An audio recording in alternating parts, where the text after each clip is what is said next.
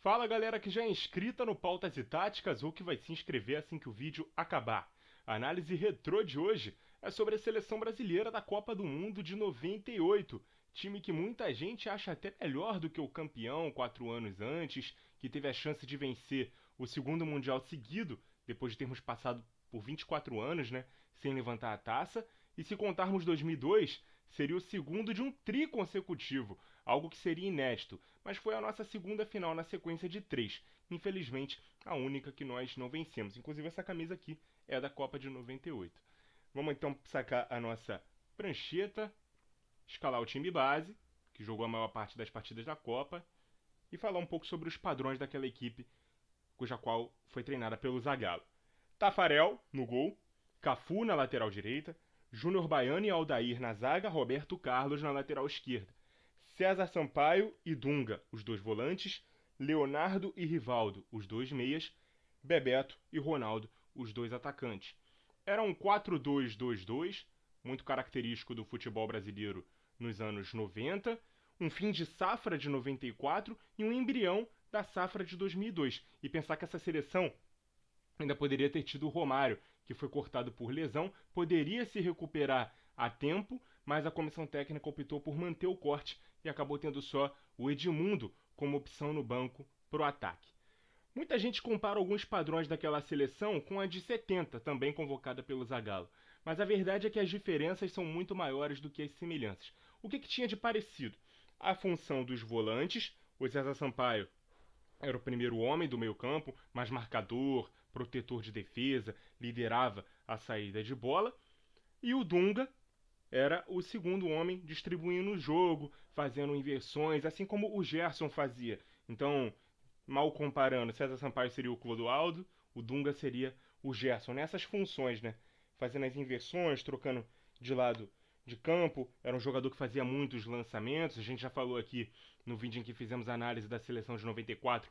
O Dunga é o jogador que mais acertou passes na história das Copas do Mundo, percentualmente falando, beleza? E o Rivaldo meio que tinha uma função parecida com a do Rivelino na Copa de 70. Ele era um meia que tinha liberdade para cair pela ponta, mas também por dentro, ponta de lança que era, beleza? Agora vamos a algumas das diferenças.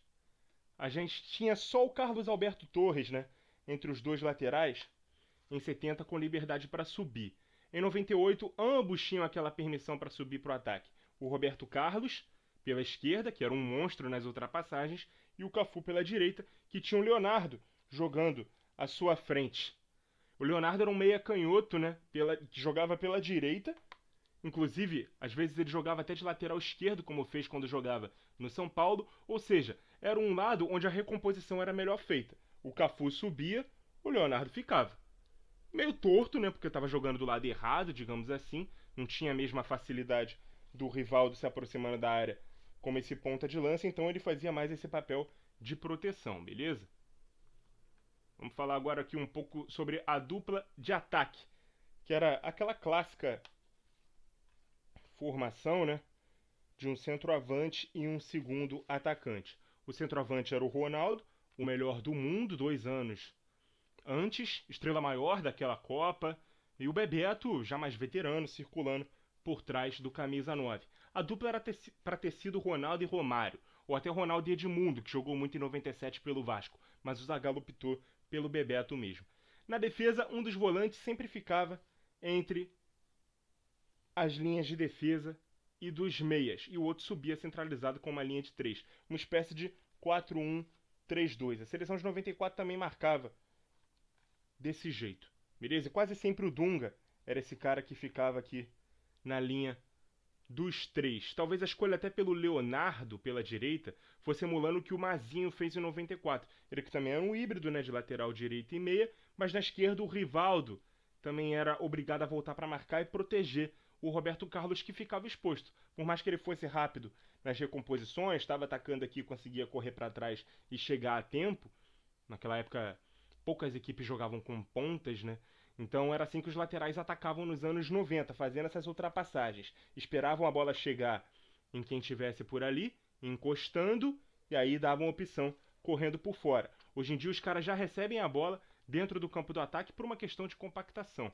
Não era bem assim no jogo ainda muito espaçado de quase 30 anos atrás. Vamos falar um pouco sobre a campanha do Brasil naquela Copa. Fase de grupos, ganhamos de 2-1 da Escócia, de 3-0 do Marrocos e perdemos por 2-1 para a Noruega. Nos classificamos para as oitavas de final, enfrentamos o Chile, que tinha Salas e Zamorano como dupla de ataque, vencemos por 4-1.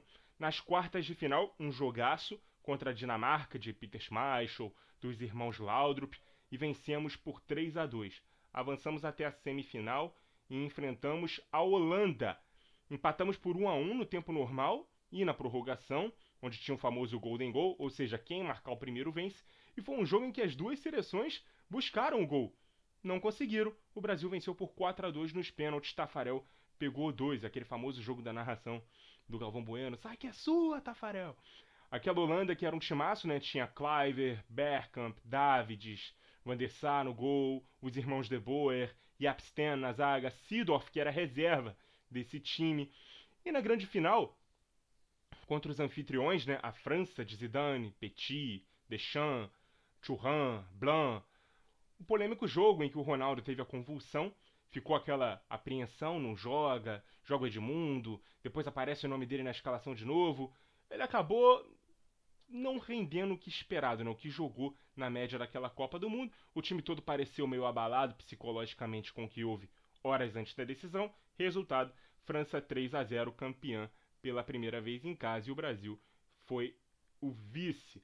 Muito se falou, sobre aquela final, que a França teria comprado o resultado para ser campeão dentro do seu país, que o Brasil teria vendido a Copa e por isso a atuação na final foi tão ruim, que a Nike teria mandado, feito pressão para escalar o Ronaldo na final, mesmo sem ter condições. A verdade é que o médico é que deveria ter barrado o Ronaldo, Mas ele foi levado para fazer exames, os exames não apontaram nenhuma anormalidade, o jogador disse que queria jogar porque não estava sentindo nada, era o melhor jogador do mundo, posteriormente escolhido o melhor jogador da Copa, artilheiro do Brasil no Mundial. O que você faria no lugar do Zagallo?